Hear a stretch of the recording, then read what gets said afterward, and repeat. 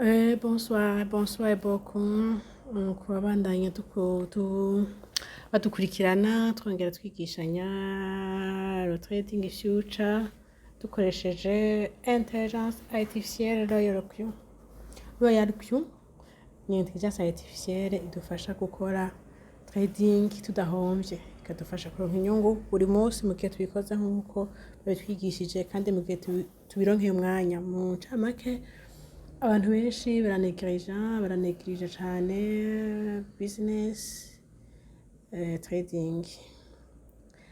Igituma nibaza ko benshi bayinegirija, nibaza ko ari kurya kuntu twamenye gukora amascam, ugasanga inyungu uronka ni complement n'utuntu wongereza ivyo usanzwe urondera, ukabona yuko utoyiprioriza kubera ubona yuko biguha duke, ubona ko hari n'igihe bica vyugara, ukabona n'amafaranga usizemwo ni nkayo woba uhevye, ntubone yuko n'amafaranga uriko urakoresha kandi ari projet nziza kandi ari ikintu gishobora kukurutira n'akandi kazi wowe uriko urakora. Bituma rero abantu babisha umwanya muto. Rero trading ndabakira gace ntihura na zya business online ya platform mushaka imitahe ngo azobaha inyungu, harya nyene uhuza n'ama platform y'abantu y'aba company kanaka, ibintu nkibaguha inyungu daily buri munsi uronka iyi n'iyi, vraiment ntibisa na trading. Trading ni ikintu cisangije ukorera muri échangeur zizwi kandi ugakorera ku ma crypto yavutse kera azwi cane, amafaranga nkoranabuhanga akorera mu échangeur. Hanyuma umutahe wawe umutekanye, nimba uno munsi bikugoye ejo uzobitora kuko intango yamigoye muri trading. Mu minsi iheze twarakorera kuri sport trading, yari twe nk'abadebuta twaragize ama échec kubera twari mu ntango, ariko ubu turiko turakoresha future trading, turiko turamerera cane umwimbu cane gose. Isoko iriko iraduga baronka inyungu, isoko iriko iramanuka baronka inyungu, naho rero harakabirya. Ama floating loss dufise canke ukuntu twege twaronka inyungu bukebuke vyavuye kuko isoko yashobora kumanuka, ufise umutahe muto ntushoboye kujana nayo iriko iramanuka, ugenda uragira amabayi, ugenda urabayinga, robo yawe ikagenda irabayinga ikora ama margin ikora menshi. Ico bituma rero abarundi dufise imitahe mito, ariko ubu urashobora kuronka inyungu biriko biramanuka. Bizotuma rero haba evolution cane ku bantu bamenye trading. Nukuri congratulation kandi kwa nako akoresha Royal Q, congratulation kubera ko wirinze ibintu vyinshi vy'ingorane. Ego nuko turafise rero ukuntu twakora trading, turabiye ku masigno ya kera, apana ya kera kwa metere, ariko twaba dukoresha mu minsi iheze atari turiko turaronka ubu. Ngomba rero gutanga des éclaircissements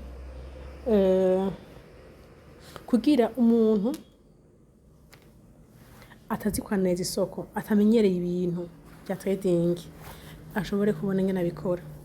Turabire hamwe rero tuje muri WhatsApp, turabe ukuntu twaba dukora signale ziheze n'izubu, itandukaniro ryavyo. Okay, ndayibereke murabona, mwaja kubona itandukaniro.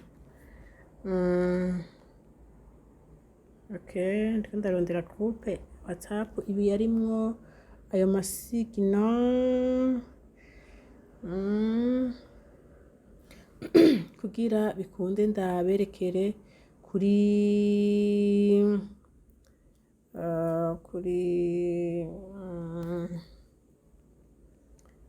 okay, ndabigabasha turabire kuri signo twaba dukoresha kugira turabe yuko vyokunda yuko twiro twuva ntagire umuntu asogira échec. Nabonye échec abantu bamwe bamwe ko baragira, ni ngomba gukosora no kwerekana no gutanga umuco, kandi irondere muri ubu buryo ndazi ko ndaje kuyibona vyoroshe. Ndayondeye muri ubu buryo, groupe WhatsApp yahorizamwo amasignale ngomba gukosora bivanye n'aho turiko turaronka ubu kugira ntagire gusubira kugira erreur. Okay, mwihangane imbere kure ariko ndayishikiriye sawa ngiye. Okay, turabire hamwe amasinyare twaduhabwa. Urabona iyi ngiyi sinyare, ngiyi sinyare. Okay, murabona iyi sinyare ukuntu yaba imeze. Explorers team trading signal ni ukuvuga iyi yari timu yacu. Hanyuma futures short ni ukuvuga baba baguhaye coin ukorera muri short, ni ukuvuga ukora direction ubwira robo ko ija gukora isoko iriko iramanuka ariho ija kugenda irazana inyungu. Normal mubona yuko isoko iriko iramanuka deja. Okay, iyi coin yitwa DIM par USDT, bisigura ko dukwiye dukoresha ama USDT mu kugura ama USDT mu kugura ama crypto muri trading kandi twunguka nyene ama USDT nyene. Okay, hanyuma take profit 2%. Hanyuma initial buy in price, igiciro robija kwinjira ko mu kurangura kuri ya faranga ryawe DIM. Okay, kuko mazi crypto ifisa amafaranga agendara varia bivanye na movement isoko irakora, biduga imanuka kuko biduga byanga imanuka rero niko igendera gabanya ibiciro yongeye biduza by'iryo faranga. Sawa, ibiciro by'ifaranga rero riri mu isoko muri isoko ya crypto ntiba biri stable, birahinduka bivanye n'abagura hamwe n'abagurisha. Okay, iyo abagura bako babenshi shekime nige abashora bako babenshi, abaguza baye benshi bica biduza valeur, abashora baye benshi bica imanuka bikagabanya valeur. Aha rero ubona yuko abagurisha ari bako babenshi. Okay, tuze ngaha rero initial buying price mva wibwiye ngo current price, wibwiye irangurire ku giciro coin bigeze kuno mwanya actuel. Aha rero ugira ko hariya muri initial buying price ukora setting ucugira ko confirm, ucugenda rya confirm ufyonda mwongera uko wemeza gusa. Sawa, leverage ngaba babwiye ko utorenza D6. Okay, hanyuma first buying amount ko twogira 5% de capital kugira ugerageze muri cyo cya kugabanya ama risque, ugira umutaye mutoya hagira mutaye usigaje kuri balance une fois ni faranga ryabanda yari cyase contraire y'ibyo we washatse. Dufate nka direction yari short ukazobona iteye iduga ho kumanuka kugira lobije kuzaronka ni mafaranga iziragenda yagira buy igendera gura kandi bitume ama floating iro sagabanuka. Sawa, ni mpamvu batubwira yuko uge mutahe mutoya. Sawa, hanyuma take profit call back, iyi ni call back 0.01. Iyi rero muri sinye ko yaduha muri minsi ntiyiza, iyi rero ngomba kumenya ko muza murayimenya ko yamari nyene muzokwa mukoresha nyene, sivyo nkuko ushatse gukoresha 0.1%. Sawa, buy ni call back, ibi n'abatayibaha bazi yuko musanzo mubizi muce mugira ibinyene. Sawa, haya mako drop batubwiye yuko haya kuri drop dutanguza 20, haya time 1 drop ziri muri margin configuration. Hanyuma strategy period ko dukoresha one shot, murazi ko muri future kizira gukoresha cycle ituma robo iguma mu isoko iguma yisubiriza idasohoka isoko. Muri future ni tegeko kirazira gukoresha cycle, uzura tuma robo igure crypto itumye irose inyungu ikakuzana inyungu inyongera n'ibyo. Sawa, mugabo isohoka isoko. Sawa, hanyuma babwiye yuko utotrada haciye 5 minutes mvanye no mwanya yayitangiye ko. Okay, ngomba rero tubirabe signale batanga uno munsi ko ratanga. Okay, sico kimwe ni tukaba dukora mu misi heze kubera abamenta canke abaziduha barahindutse. Okay, ariko ziba zisa. Turabe rero iziko zatangwa ubu ukuntu zimeze kugira cyenda barabisha rero ukuntu mu bisettinga ndabiki turabire hamwe ntihagire umuntu azogira ingorane kubera ibintu bihindutse avuga ati je nayimenye sigino zimeze uku nandi ko mbona izi okay, agaca kanguka. Sawa, turabire ngaha rero. Okay, murabona ngaha baduhaye ino coin yitwa SM. Oya, akana kazina kiwe kwa yiduhaye. Okay, baduhaye ko dukora signal gusa dukora muri short signals.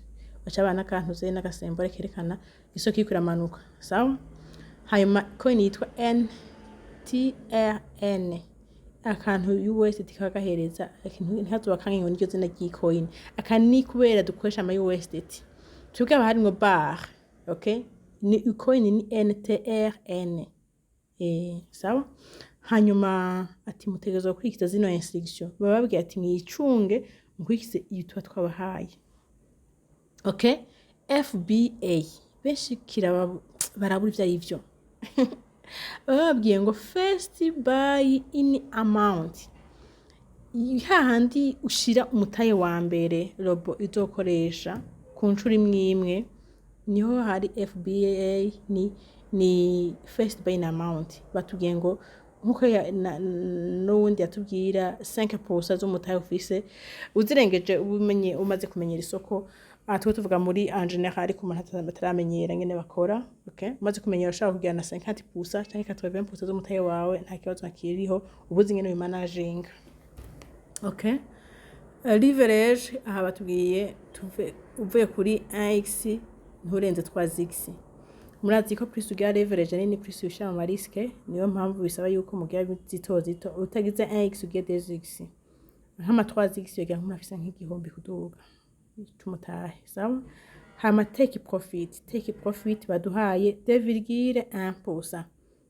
Okay, aha ni mu take profit nyene nibwo babona tepe ntimukanguke ni take profit. Okay, rero bya bindi bya take profit callback buy in callback ntaje baduhaye. Sawa, ni kuvuga ucumenya yuko ntutuvangura bisimba. Oya, ucumenya yuko hasha 0,01 0,01 nkuko twe tumenyereye. Babazi yuko ubizi. Sawa, hanyuma entry iki muri kandi handitse ngo initial buy in price, prix d'entrée, robo yinjira ko kurangura ko ifaranga. Hajya rero aho guca wemeza batugazi ko bakunda kuvuga ngo current price.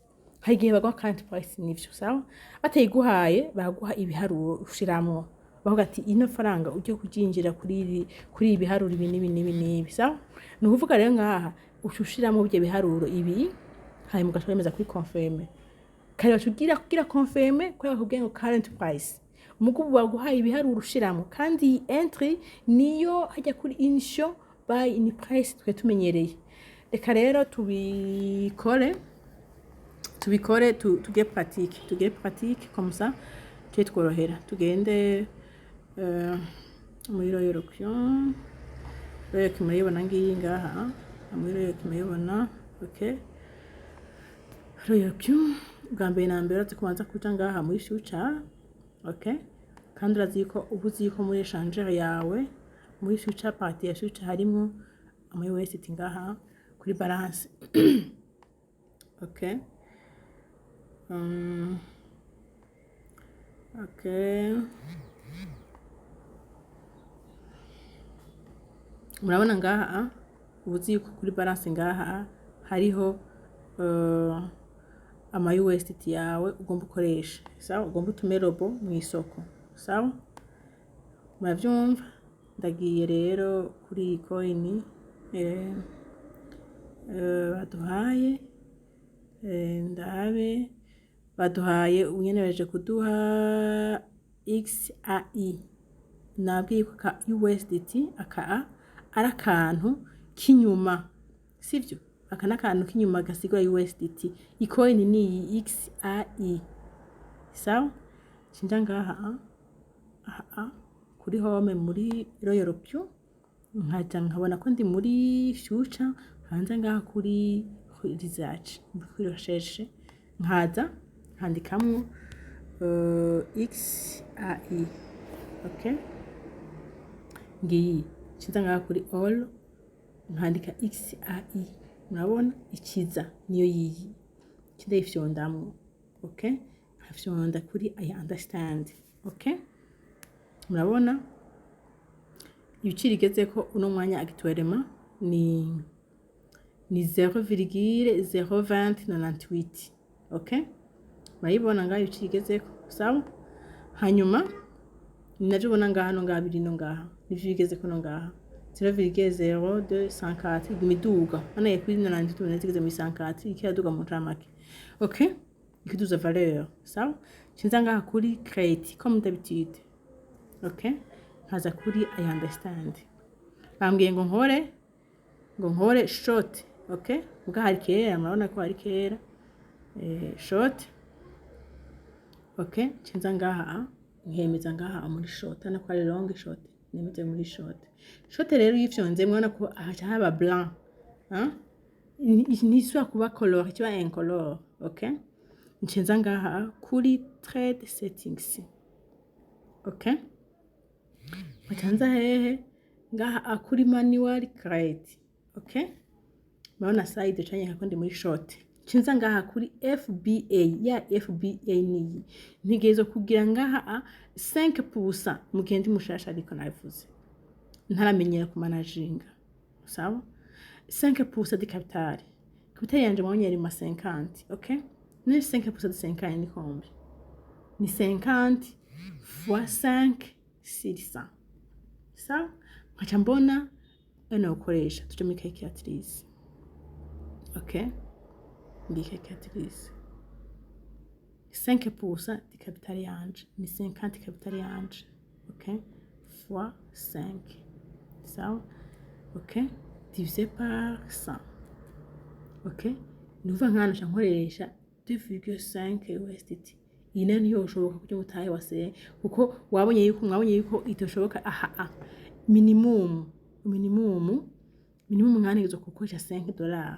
Okay, ngizo kuca nongezo mutahe ugira nkoreshe nje ko nka omwe 5 USDT handi mushasha uteye mushasha ashaka kuca na 40 cyane 50 yose uko yakoresheje yose abazi yuko amenyereye isoko sivyo kandi atayiva impande kugira inyungu ibimaze kugera ko zose ko zazingana azingize atari ndero ngo mwinjirize kubera atabazi ngene bija kugenda mu ndi mwanya uri imbere.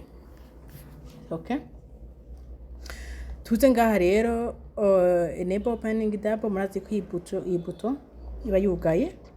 Hanyuma imagine call ibuto bana ko yuguruye ariko iteza kuba yugaye.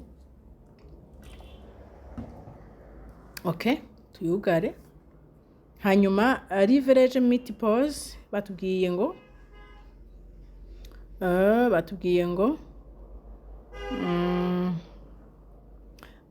ngo leverage x2 3x selected. Okay, no kuvuga jewe nigomizi x uganirinde ngorane sawa. Okay, cinza ngaha margin call limit mbe ngafise umutangana gute nimefise nka 300 USDT akarero hakoresha kuri first buying amount 10.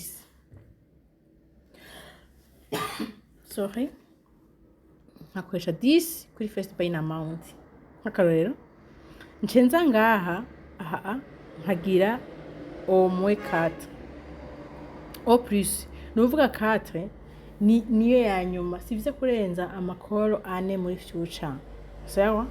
Shobora kugira zibiri kugira nongereze umutenga hangire muri ni akaroro ngaha bana ngaha ni 5 USDT ngomvye gukoresha akaroro nka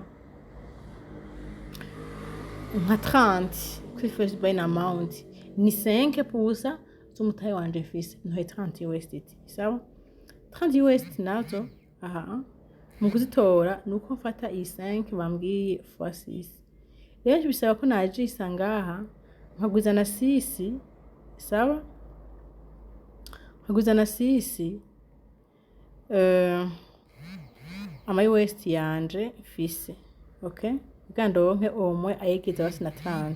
Okay, nkaya 28 ni bon sawa yegeza 30 ncengera ngaha margin call limit nka 3. Okay, donc byo koresha hafi 90 murayibona mbanzi ko 90 ndafise kuri balance kandi mbanzi yuko 90 ari 5% y'umutahe fise. Mwavyumvise nukuvuga mu gutaramenye trading koresha amafaranga make mu gihe wamaze kumenyera ashaka koresha nayarenze objectif ni ugenda kwigishe utandukanye tuno tuntu turi muri signale ziherutse nizo turiko turaronka ubu ubwantu hava wihenda ahantu hakomeye cyane rero ngomba kwigisha take profit washamwe baguhaye nyine ku modalité batubwiye 2,1%. Okay, take profit ngiyi deshamwe ngaha 2,01%. Nkuko ushaka kwiga yagira 1,5 kugira icyo kugira nicyo kuzana inyungu kare nk'icyo gutebayo sawa. Hanyuma rero take profit call back ntayo baduhaye, buy ni call back ntayo baguhaye, mwabonye aha rero menya kushira 0,01 sawa.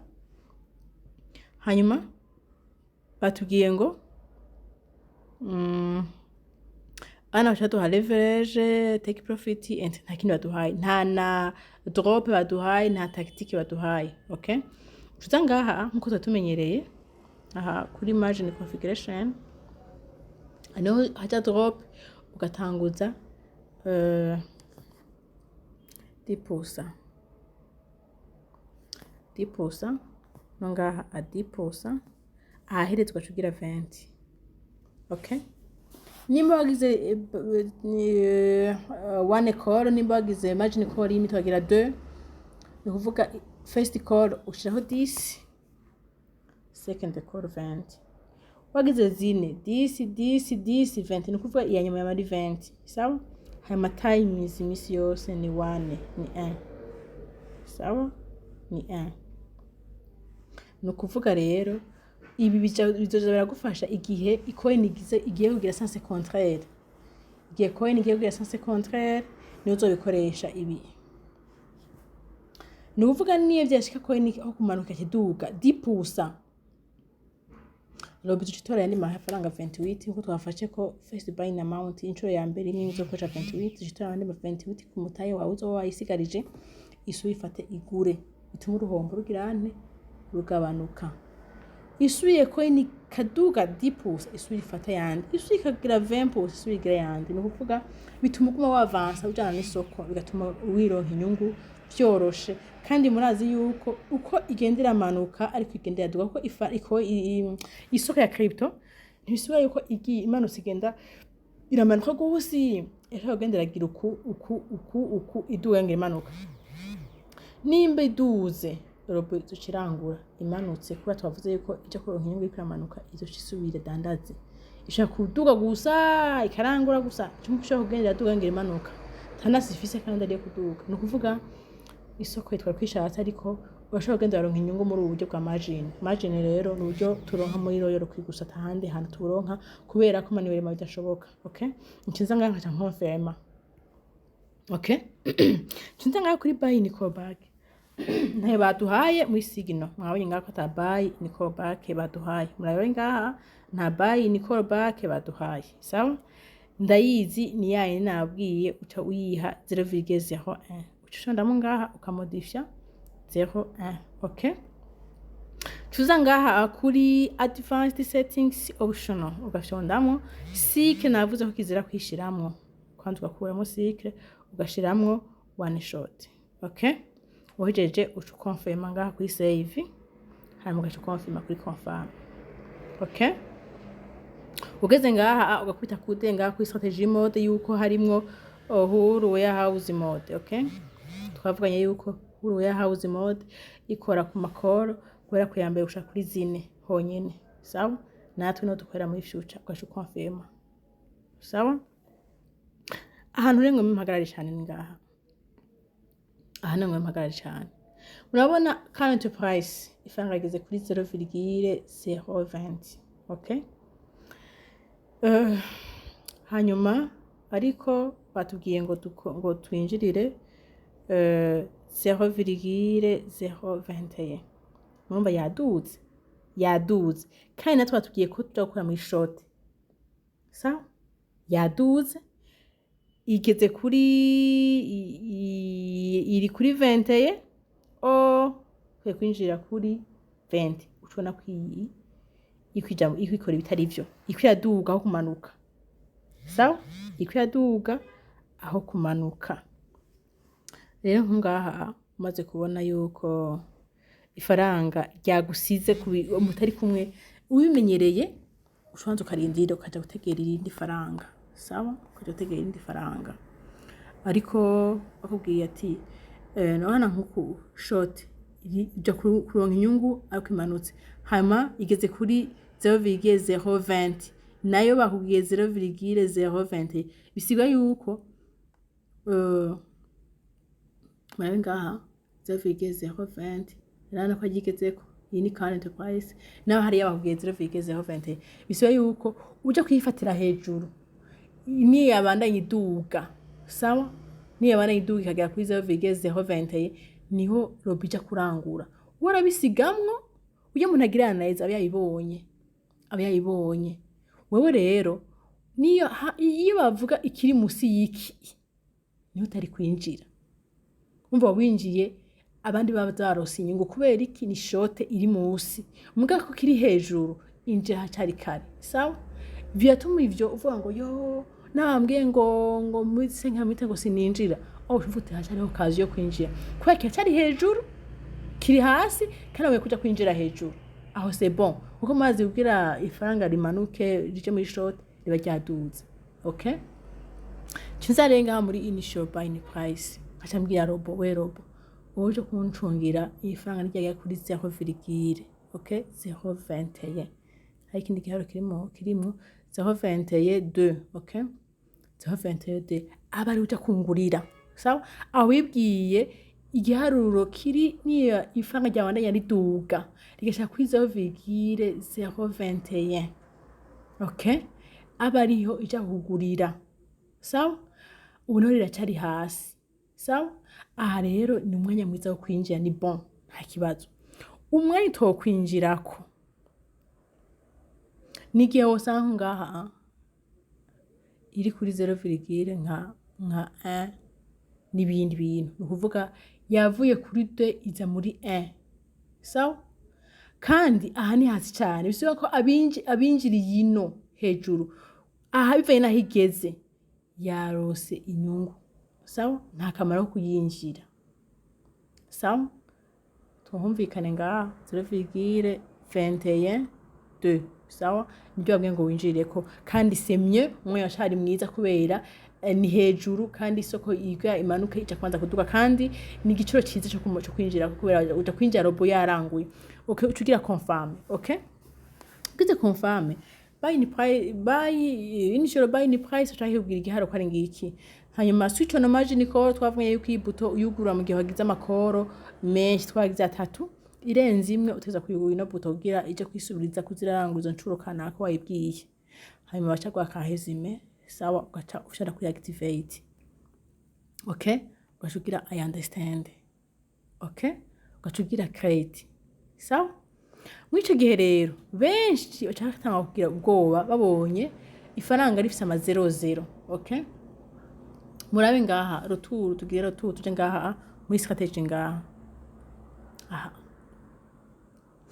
uja kubona ryanditse ko ama 00 nkuko utuvuga ngo byase kujamwo none ntutahura yuko lobo ibiciro byengo irangurire ko ifaranga ntirashika ko ifaranga ryacari kwizeho bigeze hode bishobora no kudashika hariya hejuru igica biherera uko ntibanze nahashika mwisho gihe rero ashaka kugira ane kwipozinga ukayikura yo kubera iki nta mahera atora amicira ama 00 ntigeze ishika aho wayoye byija kurangurira rero ko ntigeze duga ngo ishika hariya hejuru ngo ushobore kukabuta irangure washaka kuyikura yikwipozinga sawa ashaka gushonda mu ngaha nyene koza ngakuri understand aho niki wabonye ko umwanya wabaye munini cyane ukoze n'iyindi kagwana inyungu canke ubona ko tane amafaranga ufise ari hafi yo hava yishika kuco giharu gaca yinjira ugasangira kononeye indi mu isoko ucucanga kuri pause kwipozinga ugaca confirma okay ugacugira ruturino